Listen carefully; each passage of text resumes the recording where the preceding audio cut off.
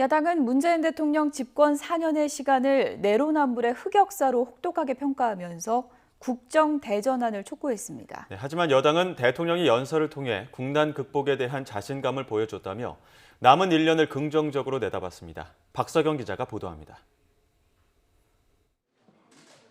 문재인 정부 4년을 내로남불 흑역사로 평가한 국민의힘은 그동안의 정책 실패 대부분을 정부가 자초했다고 말했습니다. 치료제 개발에 치우쳐 백신 확보가 늦은 것도, 소득 주도 성장 정책으로 최악의 고용 위기를 가져온 것도 정부의 고집 때문이라는 주장입니다. 그런데도 문재인 대통령의 취임 4주년 연설엔 온통 자화자찬뿐이었다며 국정 대전환이 필요하다고 목소리를 높였습니다. 사람이 먼저라면서 공정, 정의, 평등을 내세웠던 문재인 정권의 지난 4년은 한마디로 아마추어 선무당 정권의 진수를 제대로 보여준. 정의당 역시 대통령이 연설에서 자화자찬이 아닌 무너진 민생과 노동 존중에 대한 반성문을 내놨어야 했다며 일침을 가했습니다.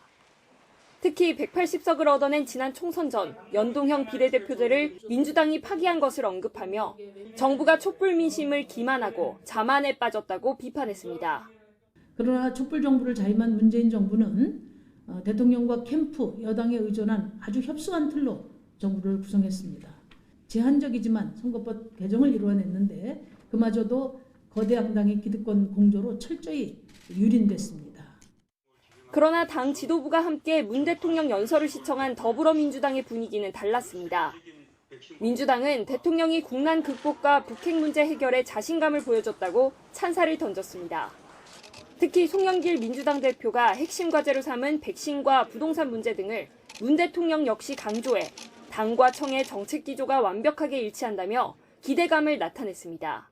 코로나 위기를 극복하고 경제 양극화를 해결해 위기를 기회로 만든 정부라는 역사적 평가가 남을 수 있도록 최선을 다할 것입니다.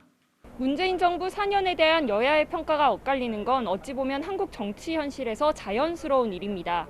이는 앞으로 1년 동안 여야의 갈등과 반목이 지속할 수 있을 것이라는 방증이기도 합니다.